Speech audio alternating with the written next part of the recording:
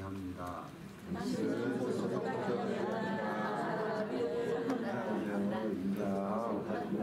앞에 사람에게도 당신은 보석보다 귀합니다.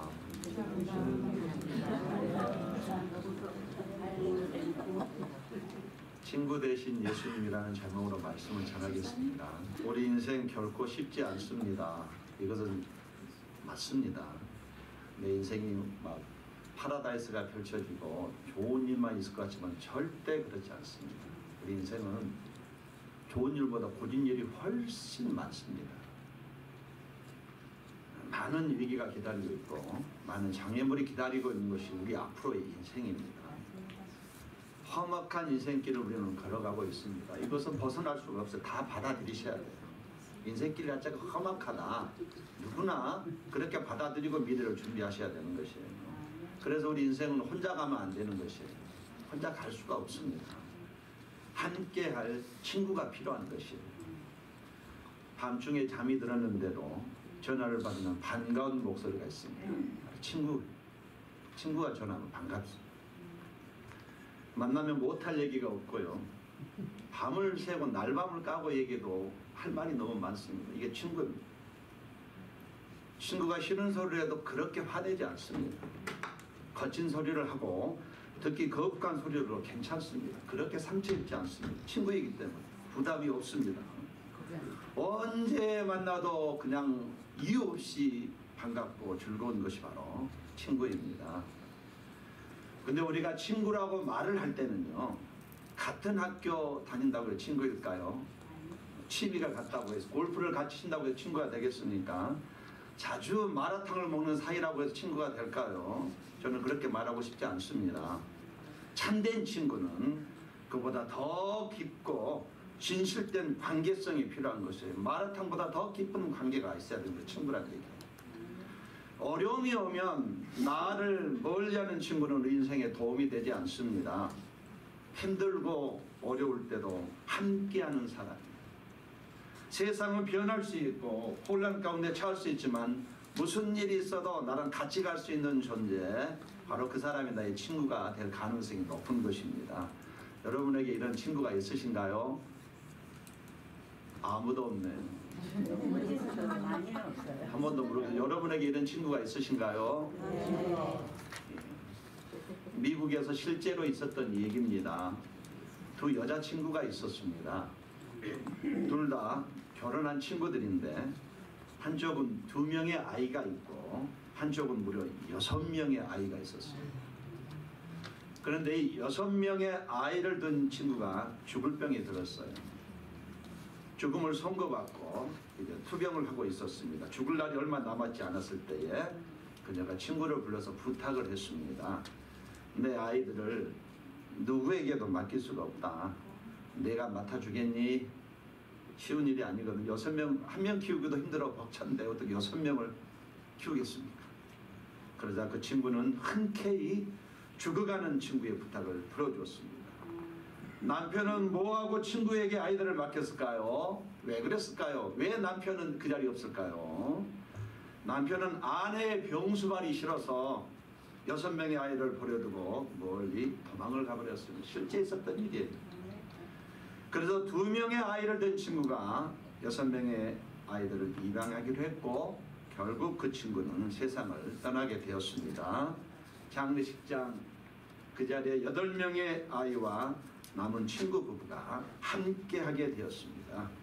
이 소식이 그 동네에 알려지게 되었고 카운티에 알려지게 되었고 주에 알려지게 되었고 전 미국에 이것이 알려지게 되어서 미국 53개 주에서 이 과정을 해서 상금을 보내기 시작했습니다. 생각할 수 없을 만큼 상금이 보내졌는데 이 부부는 그것으로 이 8명의 아이를 정말 훌륭하게 잘 키워냈답니다. 할렐루야. 오늘은 좋았지만 내일을 달라질 수 있는 것이 사람의 모습입니다. 그러나 어려울 때에 위기 가운데 있을 때 진짜 나를 도와줄 수 있는 친구, 이 같은 친구가 나에게 한 명만 있다면요, 험악한 인생길 지치지 않고 오늘도 여뚜기처럼 일어나서 달려갈 수가 있는 것이에요. 우리가 인생길 살아갈 때 억울한 일을 많이 당합니다. 때로는 하지도 않았는데 이 목회자가 말하지도 않았는데 없는 말을 만들어서 얼마나 힘들게 합니까? 그런 일이 얼마나 많이 있습니까? 내가 하지도 않았는 말을 만들어서 분명히 했다고 있지도 않았는데 있다고 하고 얼마나 이런 일이 많이 있습니까? 또 불이익을 당하는 경우가 열심히 일했음에도 불구하고 불이익을 당하는 경우가 얼마나 많이 있습니까? 그때 나서서 말해줄 수 있는 친구, 모든 자가 떠나가도 내게 함께할 수 있는 친구, 힘들고 어려울 때에 위로해줄 수 있는 참된 친구, 마음을 터놓고 얘기할 수 있는 친구, 세월이 흘러가도 변하지 않는 친구, 인생의 어두운 밤길을 가고 있어도 나를 떠나지 않고 나와 함께하며 나를 지킬 수 있는 친구가 필요한 것이에요.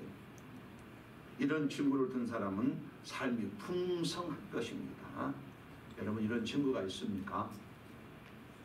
이런 친구가 있으세요? 한 분도 없으십니다. 이런 친구가 있다면 그 사람은 행복한 사람입니다. 오늘 본문 성경은 우리에게 그런 친구를 소개하고 있습니다. 오늘 본문의 배경은 고난주간에 있었던 일입니다. 고난주간이 무엇인지 아시죠? 주님이 죽음을 준비하는 그 주간이에요. 이제 얼마 없으면 죽으러 가는 길입니다. 예수님 인생의 마지막 주간에 제자들에게 하신 말씀이에요. 십자가 지시기 전에 겟세마네 동산으로 기도하려고 가시기 전의 일입니다. 겟세마네 동산 도착해서 기도하시다가 군병들에게 체포 다음날 아침 9시에 십자가에 달려 돌아가시게 되므로 지금 오늘 이 본문의 내용은 시간상으로는 십자가 지시기 정확히 12시간 전에 하신 말씀이에요. 15절 말씀 같이 읽겠습니다. 시작. 이제부터 너희를 너희를 하지 아니하리니 좋은 주인을 알지 못함이라. 너희를 친구라 하였더니 내가 내 아버지께 들은 것을 다 너희에게 알게 하였으니라. 내가 참 포도나무요 내 아버지는 그 농부라. 포도나무 강론입니다. 포도나무 강론이에요. 포도나무 강론하시면서 이제부터 너희는 내 친구다 이렇게 말씀하셨어요. 죽으시기 전에 남기신 말씀 가운데서 제자들과 관계가 어떤 것인지를, 정확한 관계가 어떤 것인지를 말씀하신 것입니다. 친구로서 관계를 갖고 있다 이렇게 밝히고 있습니다. 주님은 우리가 쳐다볼 수 없는 귀한 분 아닙니까? 거룩한 하나님의 아들이시거든요. 그런 주님이 친구인 너희들을 위해서 내가 십자가를 진다 이렇게 말씀하시고 있어요.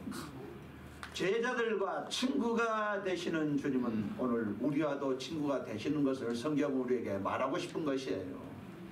예수님이 오늘 우리와 친구가 된다는 것을 성경은 말하고 싶은 것입니다. 주님을 따르는 우리도 예수님의 친구라는 것입니다. 오고 오는 세대 많은 사람들이 다 예수를 믿는 사람은 친구다 말하는 것입니다. 우리가 부르면 달려와 주시고 말하면 들어주시고 도와주시는 분, 이분이 매우 나와 가까운 친한 친구 예수 그리스도라고 말을 하고 싶은 것이에요. 유럽 속담에 이런 얘기 있습니다. 평생 믿고 의지할 친구가 있다면 그 사람은 행복한 사람이다. 이런 분을 친구로 둔 우리는 얼마나 행복자입니까? 예수님이 나의 친구가 되시기 때문에. 사람들은 평소에는 누구나 친절하며 다정한 친구처럼 행동할 수 있습니다. 그러나 막상 어려움에 처해보면 진짜 친구는 남는 것이에요. 평소에는 친한 친구처럼 행동하던 사람들이 막상 내가 어려워지면 궁지에 몰리면 태도를 확 바꾸잖아요. 어떤 사람들은 심지어 친구라는 관계를 이용해서 결정적인 순간에 배신의 고통을 주는 자들도 있지 않습니까?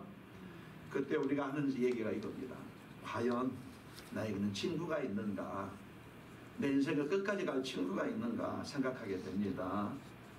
우리의 죄짐을 대신 주시고 나를 구원하시기 위해서 목숨까지 버리신 주님, 우리를 친구라고 하시면서 우리가 예수님의 친구로 살아가기를 오늘 원하고 계십니다. 그러므로 세상 사람들 가운데 혹시 세상 사람들 속에서 진짜로 친구를 만나지 못했다고 해도 그렇게 슬퍼할 필요가 없는 것은 이 세상 어떤 친구와도 비교할 수 없는 귀하고도 진실한 친구가 예수 그리스도 나의 친구이기 때문에 이런 말을 할 수가 있는 것입니다.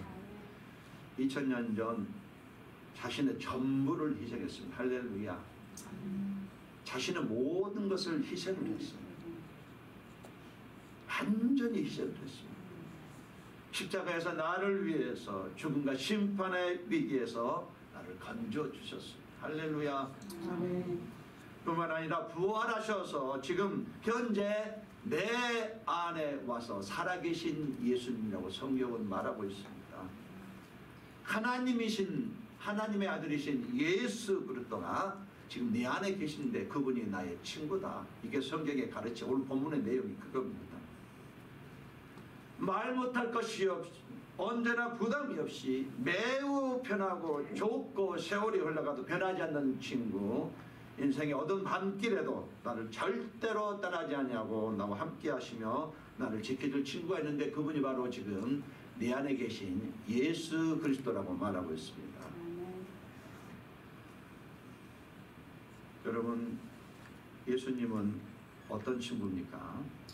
우리 본문을 중심으로 세 가지만 생각하겠습니다. 첫 번째로 예수님은 나의 변호사입니다. 따라서 예수님은 나의 변호사이시다. 예, 성경은 그렇게 예수님이 우리의 변호사가 되신다. 이분은 변호사비를 받지 않으시고 그냥 무료로 변호해 주십니다. 절대 받은 적 한 번도 지금까지 역사에서 받은 적이 없으시다. 이분이 나의 변호사십니다. 요한일서 2장 1절 말씀, 나의 자녀들아 내가 이것을 너희에게로 쓰면 너희로 죄를 범치 않게 하리 합니다. 만일 누가 죄를 범하면 아버지 앞에서 우리에게 대언자가 있으니 곧 의로우신 예수 그리스도시라. 대언자, 중보자라는 뜻을 가지고 있습니다. 변호사라는 의미를 가지고 있어요. 어려울 때, 내가 어려울 때에 나와 같이 하며 나를 변호해 주신다는 뜻이에요. 성도에게는 완전한 변호사가 이미 정해져 있다는 뜻입니다. 우리가 억울한 일을 당할 때, 심지어 우리가 지은 죄 때문에 매를 맞는 순간에도 마치 자신의 일인 것처럼 뛰어들어서 우리를 변호해 주시고 우리 편을 들어주신다고 말씀하고 있어요. 그래서 사도 요한은 모든 사람이 나를 떠나갈지라도 내 곁에 다가오셔서 나 대신 말씀해 주시는 분, 나를 변호하여 주시는 분이 예수 그리스도라고 밝히고 있는 것입니다. 우리가 인생을 살아갈 때에 가끔 억울한 일을 당하잖아요. 힘이 약하다 보니, 세상적인 힘이 없다 보니 억울한 일을 당하잖아요. 그때에 누군가가 나서서 나를 대신하여서 변호해 준다면 그게 얼마나 큰 힘이 되고 위로가 되겠습니까? 내가 억울하게 공격받고 있을 때에 나의 약점감으로 변호해 준 존재가 있다면 얼마나 위로가 되고 힘이 되겠습니까? 이분이 바로 예수 그리스도라고 성경은 우리에게 오늘도 가르치고 있습니다. 받아들이시기를 예수님의 이름으로 권면을 드리겠습니다. 다윗과 요나단 절친입니다. 성경에도 대표적으로 친구는 이런 친구를 만나야 돼 제시한 것이 다윗과 요나단이에요. 사무엘상 19장에 보면은 사울이 다윗을 죽일 것을 명령했을 때에 요나단은 자기 아버지에게서 다윗을 변호해 주었습니다. 이렇게 보면 다윗은 죄를 진 적이 없어요. 아버지를 거스른 적이 단 한 번도 없잖아요. 다윗이 한 일은 모두 선한 일이지 않습니까? 골리앗을 물리쳤습니다. 생명을 아끼지 않고 불린 사람을 물리쳐 나라를 위기에서 지켰습니다. 이것은 하나님이 함께 하시고 왕이신 아버지도 기뻐했던 일이 아니었으니까, 그러니 까닭없이 다윗을 죽여서 범죄하지 마세요. 이렇게 친구인 요나단이 생명을 걸고 이렇게 변호를 해줬습니다. 그랬더니 이 사울왕이 잠시 제정신으로 돌아와서 잠깐 동안은 다윗을 죽이는 것을 유보했었어요. 내가 정말 억울한 일을 당할 때에, 고통당할 때 나를 대신해서 나서는 자가 있는 것은 기대하기 어렵습니다. 괜히 거들었다가 내 자신도 다칠까 염려하기 때문이에요. 그러나 이 세상의 사람은 그럴 수 있을지라도 그렇지 않는 분이 계십니다. 그분이 바로 예수 그리스도라고 성경이 우리에게 가르치고 있어요. 예수님은 나의 마음을 아십니다. 할렐루야. 지금 나의 마음을 보고 알고 계셔요. 나의 약점과 허물을 알고 계십니다. 나의 눈물을 아시고 나의 슬픔을 아셔요. 나를 위로해주고 변호해 주시는 분 예수 그리스도신 것이에요. 내가 어떤 일을 만나고 험악한 환경에 있다고 해도 내가 버틸 수 있고 다시 일어날 수 있는 것은 나의 변호사 대신 예수 그리스도의 때문인 것입니다. 믿으시기 바랍니다. 로마서 8장 26, 27절 말씀에 그분이 성령으로 오셨는데 우리가 더 이상 망가지지 않도록 바쳤기 때문에 내가 그나마 정신 차리고 여기까지 올라올 수 있었다. 이게 성경의 로마서 8장 26, 27절의 주제 중에 하나입니다. 나도 모르는 가운데 내 인생을 바쳐주고 계셨대요. 지나보면 내가 하는 것 아닙니다. 하나님이 바쳐줬기 때문에 그만큼만 망가졌었고 다시 일어날 수 있는 힘을 가졌기 때문에 일어났다는 것이에요. 이분이 지금 내 안에 계시는데 바로 나의 변호사십니다. 근데 이분이 나의 친구라고 부담 가는 분이 아니라고 매우 편하고 매우 좋은 분이라고 나의 친구라고 성경은 가르치고 있습니다. 이분과 인생을 같이 걸어가라. 두 번째로 예수님은 돕는 자라고 말을 합니다. 나를 돕는 자. 사람은 나를 돕는 것은 한계가 있지만 이분은 한계가 없으셔요. 내가 준비만 되면 얼마든지 지금 이 순간에도 나를 도와줄 수 있습니다. 다윗과 요나단은 절친입니다. 친구예요. 사무엘상 20장 보면 이제 다윗을 죽이려고 이번엔 정말 끝장을 내겠다면 다윗을 죽이려고 사울왕이 이렇게 죽이려고 했었습니다. 식사 자리에 나오면은 죽이려고 했었는데 그때에 다윗에게 도움을 주었습니다. 왕가의 식사 자리에 함께하지 못하는 다윗을 위해서 고향 베들레헴에 매년제를 드리러 갔다고 이렇게 둘러줘서 변명을 해준 것이에요. 그런 요나단에게 사울왕이 아들임에도 불구하고 이 창녀의 자식 같은 놈아, 이 바보 같은 놈아, 이렇게 아버지로서는 해서는 안 될 말을 하다. 성경에 그렇게 기록이 돼 있어요. 심하게 아들을 꾸짖어서 그건 뭐냐면은 오늘 그날 다윗을 죽이려고 객정했는데 아들이 들었기 때문에 방에 아들을 이렇게 저주한 것이에요. 그런데 엠마는 아들 같으면 멈출 뻔한데 이 요나단은 멈추지 않고 그것으로 끝나지 않고 분노하게 있는 아버지를 피해서 다윗을 돕게 되었습니다. 다윗을 향해서 들판으로 나가서 화살을 쏘아서 빨리 도망을 가라. 위험하다고 이렇게 위기에서 도망칠 수 있도록 도와주었어요. 요나단의 도움은 대충 도운 것이 아니었어요. 전심으로 도왔고 최선을 다해서 도왔습니다. 실제로 요나단은 자신의 모든 것을 희생하면서 도와줬거든요. 오늘 우리에게도 이런 돕는 자가 계시다는 사실이에요. 할렐루야. 오늘 우리에게도 이런 돕는 자가 지금 계시다는 사실이에요.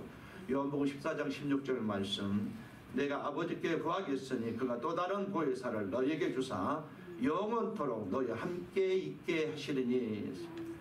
예수님은 실제적으로 우리가 어려움에 빠져 있을 때에 도울 수 있는 자라는 것이에요. 이기주의 세상입니다. 자기가 싫은 건 하지도 않는 세상이에요. 자신의 몸을 살리는 세상입니다. 이런 세상에 나를 도와주고 나를 위해서 희생하는 친구 만나는 것 쉽지 않습니다. 그러나 예수 그리스도는 우리를 위해서 전부를 내오는 친구라고 성경이 말하고 있어요. 우리를 위해서 이 땅에 오신 분이라고 말하고 있습니다. 나에게 생명 주시기 위해서 자신을 내어놓기 위해서 오신 분이라고 성경이 말하고 있습니다. 요한복음 10장 14절 말씀에 나는 선한 목자라 내가 내 양을 알고 양도 나를 아는 것이 아버지께서 나를 아시고 내가 아버지를 아는 것 같으니 나는 양을 위하여 목숨을 버리노라. 양을 가장 잘 아는 목자 되신 예수 그리스도, 양이 어디가 아픈지 무엇이 부족한지 모든 것을 아시고 채워주시는 예수 그리스도, 나를 죄와 사망에서 건져내시기 위해서 물과 피를 쏟아주신 선한 목자 되신 예수 그리스도가 지금도 여전히 나를 내 안에서 도와주고 계시다는 것이 성경의 계속적인 가르침이라는 사실이에요. 어떤 문제도 그분이 함께 하시면 감당 못할 것이 없답니다. 어떤 장애도 그분이 해결하지 못할 것이 없답니다. 어떤 질병이라도 나를 도울 수 있다고 말을 합니다. 험악한 인생길 혼자 가는 것이 아닙니다. 예수 그리스도와 함께 가야 되는 것입니다. 그래서 첫 번째, 예수님은 어떤 친구입니까? 나의 변호사가 되십니다. 두 번째로, 예수님은 나를 돕는 자. 할렐루야. 아멘. 그분은 나를 오늘도 도우셔요. 한계가 없이 나를 도울 수가 있습니다. 마지막 세 번째로, 예수님은 여전히 지금도 나를 사랑하신다고 성경이 그렇게 주장하고 있습니다. 여순 반란 때에, 여수 순천 반란 때에 손양원 목사님은 두 아들을 낳고 말았습니다. 그렇게 지금 그곳이 우리 성지가 됐잖아요. 우선 지금도 모든 목회자들 꼭 한 번씩 갔다 오는 성지가 된 것 아닙니까? 폭동을 일으킨 세력, 죽임을 당한, 근데 두 아들을 죽는 순간까지 자기를 죽는 그 친구를 향해서 예수 믿으라고 전도를 했고, 자기를 칼로 찌르는, 대나무 창으로 찌르는 그 순간에도 예수 믿으라 친구야 그러면서 죽었답니다. 나중에 손양원 목사님은 두 아들을 죽인 아들을 양자로 삼았거든요. 그러면 처음부터 그랬던 건 아니었답니다. 아들을 잃고서 정신 빠져 3년을 지냈답니다. 3년. 정신없이 미친 사람처럼 살았답니다. 이성을 잃고 살았답니다. 큰 충격을 받은 것입니다. 다행히 어느 젊은 전도사의 설교를 듣고서, 매우 어린 전도사의 설교를 듣고서 은혜를 받고서 정신을 차리고 회복이 되었습니다. 그리고 두 아들을 죽인 사람을 용서하고 사랑했습니다. 양자로 삼은 그 아들의 이름이 안재선입니다. 고려 고등성경학교에서 신학을 공부했습니다. 근데 이 안재선의 아들 중에 안경선이라는 사람이 있는데 이분은 목사가 되어 있습니다. 지금도 대한민국 두기둥 선교의 대표로 일하고 있습니다. 아들을 죽인 원수를 사랑하는 거 쉽지 않습니다. 그러나 이렇게 그 목사님은 사랑을 베푸셨어요. 그런데 이보다 더 큰 사랑이 우리에게 있다는 사실입니다. 2000년 전 갈보리 언덕 십자가에서 보혈을 흘려주심으로 우리에 대한 사랑을 확증하신 분이 예수 그리스도이십니다. 우리 인생이 힘들고 어렵더라도 이 사랑을 확신하고 나가면 인생 그렇게까지 흔들리지 않는 것입니다. 요한복음 15장 13절 말씀, 사람이 친구를 위하여 자기 목숨을 버리면 이에서 더 큰 사랑이 없나니, 죄인들의 친구가 되어주시고 사랑받을 만한 자격도 없는 죄인들을 위해서 끝까지 희생하신 분이 예수님. 나를 향한 예수님의 우정은 목숨을 내어놓은 사랑이라고 말하고 있습니다. 주님은 그런 사랑을 가지고 오늘도 지금 나를 친구처럼 친구로 여기고 대하신다고 성경은 가르치고 있습니다. 그리고 그 사랑 여전히 멈추지 않고 나를 위해서 쏟아붓고 있다고 성경이 가르치고 있습니다. 이건 내 얘기 가지고 성경이 그렇게 말하는 겁니다. 그래서 우리는 이 사랑 때문에 오늘도 가진 것을 나누는 것입니다. 할렐루야. 아멘. 이 사랑 때문에 나의 짐도 같이 나누게 되고요. 이 사랑 때문에 다른 사람이 못 느끼는 것을 내가 느끼면서 같이 아파하는 것입니다. 이 사랑 때문에 내가 움직이는 것입니다. 할렐루야. 내가 이렇게 힘들고 어렵고 십자가 지는 그 상황에서도 감사함으로 버티고 인정을 나갈 수 있는 것은 이 사랑을 내가 받았기 때문에 그런 것입니다. 이 사랑을 내가 알기 때문에 아무도 그 자리에 있지 않지만 여전히 내가 그 자리를 지키고 십자가를 지고 가는 이유는 그 사랑을 내가 받았기 때문에 이 희생을 하는 것입니다.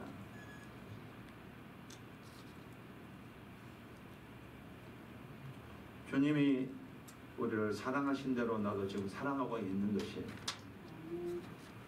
서로를 위로하며 희생하며 용서하고 섬기고 있는 것이, 이 사랑이 나를 강권하게 됩니다. 이 사랑 때문에 내가 그런 것이, 이 사랑을 내가 받았기 때문에, 이제 그 사랑을 알기 때문에 머리가 아니고 가슴을 느끼다 보니까 나도 그렇게 살아보려고, 완전하지는 않지만 오늘도 흉내를 내면서 살아가고 있는 것이에요. 주님께서 말씀하십니다. 내가 너의 친구가 되어서 세상에 없는 사랑을 주겠다. 주고 있다. 앞으로도 주겠다. 이렇게 선언하신 분이 예수님이셔요. 시간이 지나도 이 사람은 변하지 않습니다. 세상은 변해도 이 사람은 끝까지 나와 함께 하십니다. 무슨 일이 있어도 주님은 나의 손을 놓지 않으십니다. 나는 내가 주님의 손을 놓을 수 있을 망정 여전히 주님은 내 손을 잡고 있습니다. 꽉 한 번도 놓지 않으셨어요. 그러므로 우리가 할 일은 딱 한 가지입니다. 남은 인생 예수 그리스도를 정말로 내 친구로 삼고 그분과 편안하니 인생길을 가는 것이에요. 평생을 같이 가는 것입니다. 그렇게 살다가 시상대 앞에 서는 것이에요. 할렐루야. 예수를 믿지 않는 사람은 죄가 있기 때문에 심판을 받습니다. 심판대를 지나서 지옥으로 가게 돼 있어요. 예수를 믿는 저와 여러분은 이미 죄가 없어졌기 때문에 시상대를 지나서 천국으로 가게 됩니다. 길이 다릅니다. 그 시상대에 설 때까지 우리 갈 것은 친구로 예수님을 여기고 친구와 같이 가는 것이에요. 평생을 예수님과 같이 가시기를 예수님의 이름으로 권면을 드리겠습니다.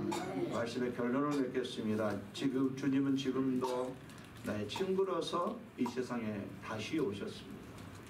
성령으로 오셨어요. 우리에게 진리를 가르쳐주고 있습니다.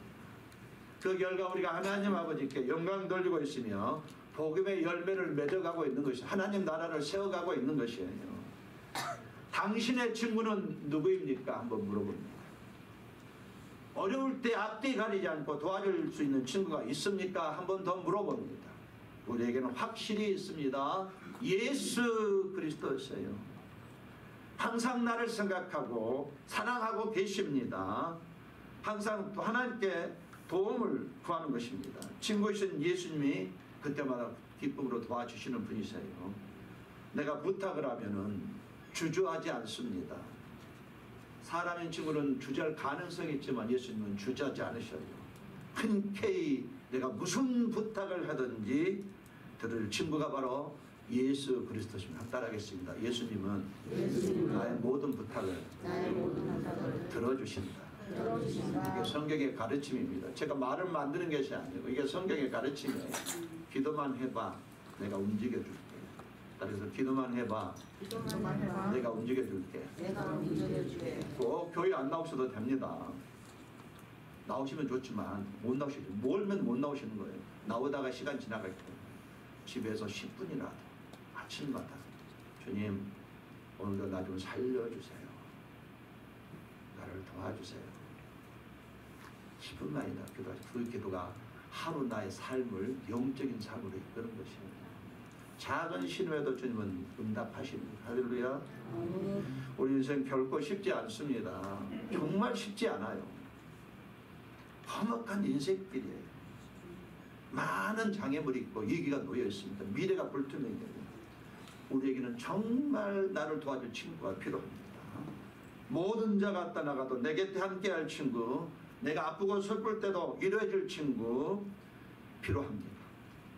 세월이 흘러도 변하지 않는 친구가 필요합니다. 그런데 그분이 바로 성경은 예수 그리스도라고 정확하게 우리에게 알려주고 있습니다. 문제가 생겼을 때에 도움이 필요할 때 여러분은 누구를 찾고 계십니까? 아직도 물질을 찾고 있습니까?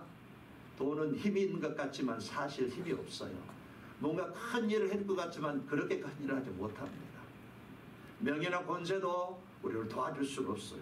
오직 한 분 나의 친구 대신 예수님만이 나를 온전하게 언제든지 어느 곳에든지 전폭적으로 나를 도와줄 수 있는 것입니다. 그런 예수님이 나를 향해서 너는 내 친구다고 말씀하고 있어요. 남은 인생 예수님을 친구 삼아서 순탄하게 평안한 마음으로 광야 인생길을 걸어가시다가 시상대 앞에서 자신 있고 당당하게 서시기를 예수님을 간절히 축원합니다.